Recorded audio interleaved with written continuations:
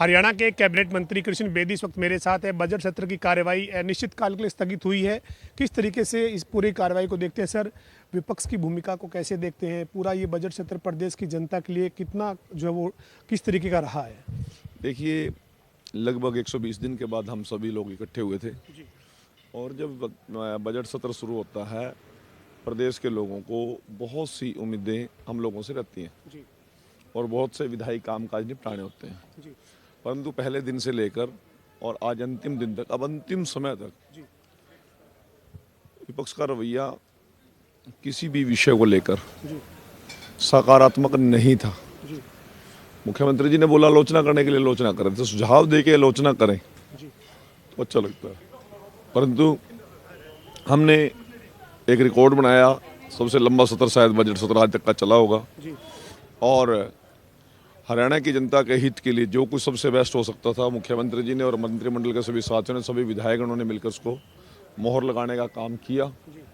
और मैं आपके माध्यम से ये बात कहना चाहता हूँ कि विपक्ष आज लगातार 3 प्लान से फेल हो चुका है, पिट चुका है, जनता के बीच में भी और सेशन के बीच में भी।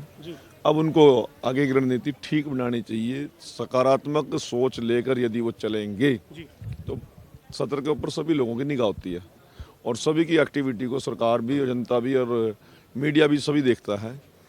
तो रचनात्मक सुझाव, रचनात्मक काम करें और केवल आलोचना करने के लिए आलोचना करना ही विपक्ष का काम नहीं होता। मुख्यमंत्री जी कह भी रहे थे कि विपक्ष जो है वो आरोप लगाता है, उसके बाद जवाब नहीं सुनता है, इनकी कुर्सियां खाली रही बार बार, वो प्रदेश की जनता ने भी देखा। लगातार देख रहे हो ना जी, सिर्फ आरोप लगाकर भागना इनकी आज बढ़ चुकी है। आज भी कह रहे थे मुख्यमंत्री जब बोलने के लिए खड़े हुए, हम तो चले जाएंगे। अरे दो बात सुनना ही नहीं चाहते।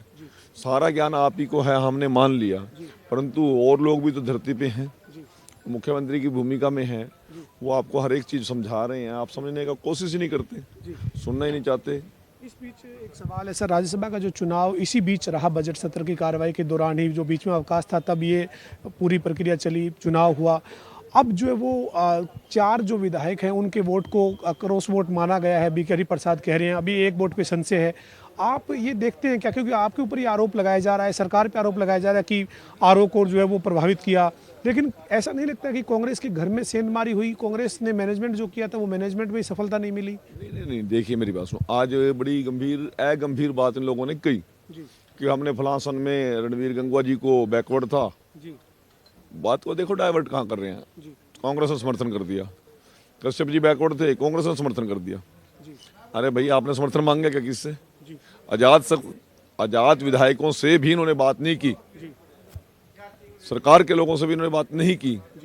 राहुल गांधी जी ने कैंडिडेट दे दिया जी, 37 हमारे विधायक हैं, अपने लग गए काम में, बस सिर्फ बयानबाजी करते। 37 नहीं 39 वोट हो जाएंगे। कहाँ थे 39? अब कहाँ गए 39? पूछो ना जो बयान दे रहे थे बड़ चढ़कर। और स्थिति क्या है कि आज कांग्रेस 2 फाड़ हो चुकी है। मैनेजमेंट की तो बात छोड़ दो, मैं तो ये कहता हूं कि भूपेंद्र सिंह हुड्डा जी को लीडर सीएलपी से रिजाइन देना चाहिए, क्योंकि मैं बार बार कह रहा हूं, प्रक्रिया वोट दिखाने की है। वो लोग छुपा के वोट नहीं डाल के गए, वो लोग दिखा के गए हैं, इस लीडरशिप को चैलेंज करके गए हैं वो लोग। तो ये आप मानते हैं कि जो वो लीडरशिप को चैलेंज किया गया है, कोई जो क्रॉस वोट या जिन चीज़ों की बात हो रही है, उन्होंने अपने नेता को स्वीकार नहीं किया है? वो अपने कैंडिडेट को भी स्वीकार नहीं किया, सीएलपी लीडर को स्वीकार नहीं किया, अपने प्रभारी को स्वीकार नहीं किया। और राहुल गांधी ने जो रणनीति बनाई थी, राहुल गांधी की नीतियों का भी इन लोगों ने डट के सरेआम खुलेआम विरोध किया। इनको आत्ममंथन इन लीडरशिप को करना चाहिए। विधायकों क्यों करें आत्ममंथन? उन्होंने अपने अंतरात्मा की आवाज पे वोट दी है। जिसने उनसे वोट मांगी उन्होंने दे दी। कांग्रेस तो अपने एमएलए से वोट नहीं मांगी उन्होंने तो। लेकिन इसके अलावा अब कल राज्यपाल से मिल रही है कांग्रेस इस मुद्दे पर, जो भूपेंद्र सिंह हुड्डा वो लेके जा रहे हैं अपने विधायकों को, ये चल क्या रहा है फिर, ये हो क्या रहा है? मैं आपको बताना चाहता हूँ, खिसियानी बिल्ली खंबा नोचे, जीतने के बाद इनका ये हालत है।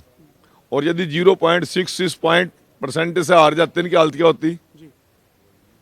इन्हीं के विधायक इन्हीं के कार्यालयों में धरना दे रहे हैं, इन्हीं के विधायकों की भूपेंद्र हुड्डा जी का अकेले जाके सफाई दे रहे हैं और कहते हैं हम एक्शन ले लें। एक्शन लेने का दम है इनमें?